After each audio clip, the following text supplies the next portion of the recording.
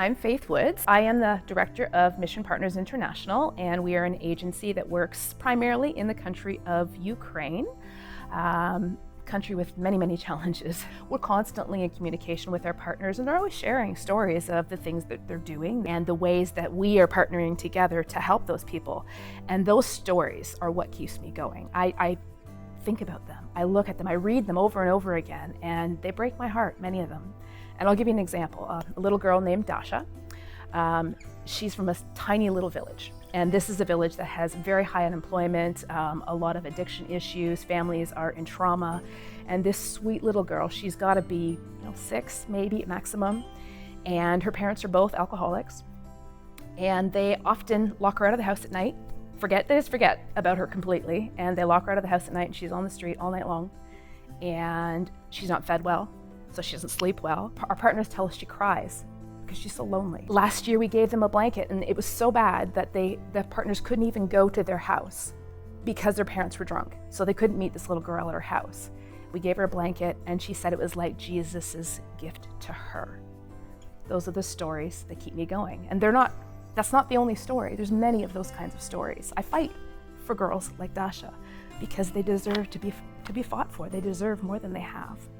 Because Ukraine has their traditional Orthodox church, they actually follow the Orthodox calendar, which doesn't place Christmas on December 25th. It actually places it early in January. So next Christmas for them is actually January 7th. If you were gonna go to Ukraine as a tourist, let's say you go to the capital city of Kiev. It's a beautiful, beautiful city, if you ever have the chance to go. I've been there in December, and it's a metropolitan city, very European. You would see Christmas decorations on all their buildings, in their storefronts and things like that, and you say, hey, yeah, this is like Christmas in Canada, but it's really not. And I always think about, okay, it's Christmas here in Canada, what are people thinking about? If you're talking about Christmas with your family, like what are your thoughts on? Maybe it's your Christmas list for your kids, your spouse, whatever. Maybe you're thinking about your Christmas decorations. Have I got them up? Who's coming for dinner? Or whose house are we going to for dinner? It's a lot of what people are focusing on at Christmas time, just that busy schedule, right? And it's not like that for people in Ukraine. It can't be, because they are in poverty. They're worried about things like, am I gonna have heat this winter? It's gonna be cold. Ukraine is a cold country in the wintertime. They're thinking about, do I have enough food to feed my kids, to feed myself? Am I going to get sick? Do I need hospital care? I don't know if I can pay those bills. That's what they're thinking about, not about Christmas gifts and Christmas lights. So that's a remarkable difference in mindset towards something as simple as Christmas. But the one thing that I would say is the same, and it's the same no matter where you are in the world. It could be the poorest country in the world. You still have Christ. You still have the message of Christ. And I think that's what we need to focus on at Christmas time, right? We tend to focus a lot of our efforts on the vulnerable age groups because that's where a lot of the help is really needed. So for kids, we often support our partners to have like a Christmas event.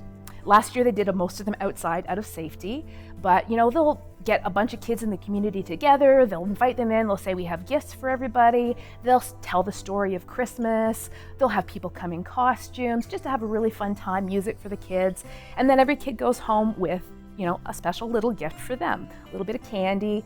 And these are kids that probably have never had a Christmas gift in their entire lives. Can you imagine that?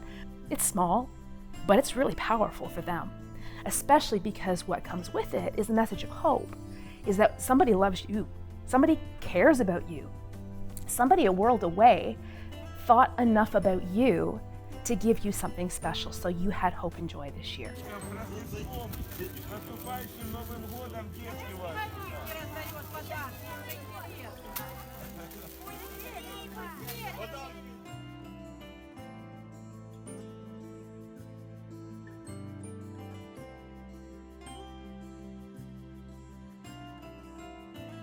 Обещайте, что не будете драться.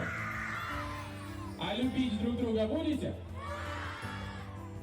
Не будете? Ну, значит, подарки вам не дадим.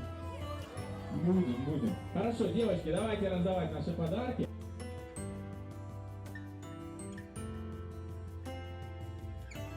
Seniors, a little different. A lot of them are shut-ins. They don't have family that looks after them, and they can't afford their heating bills and medical care. Seniors often have more health issues. So we have personalized visits that we do with seniors. So one of the local partners or pastors, they'll go and they'll take a food bag because that's what everybody needs is food, right? And they'll go and they'll bring the food bag, and they're so grateful. They're so grateful. Not just for the food. It's not just about food. It's about the fact that somebody cared enough to spend a few moments talking with them and saying, hey, somebody loves you. Jesus loves you. There's hope for tomorrow. And I've had stories of people that said, you know, I almost given up on life. I'd almost given up until someone came and they shared something with me. They cared enough about little old Granny me in this little tiny village to come and visit with me and share the message of Christ. And that's what I feel about what we're doing at Christmas time and all year, really, and the way that we impact people. We bring practical gifts, obviously. It opens the door. People need those things. But it's not about the gift. It's not about the food bag. It's not about the toy. It's not even about the special event. It's about bringing the hope and love of Christ. Я, Андрушенко Марія Васильівна, я бабушка церкви. Я вам благодарна за те, що ви пособляєте. І велике вам спасибо. Благодарю миссию «Партнер» за то, что вы нас не забываете в некое непростое время. Радуете нас продуктовыми наборами.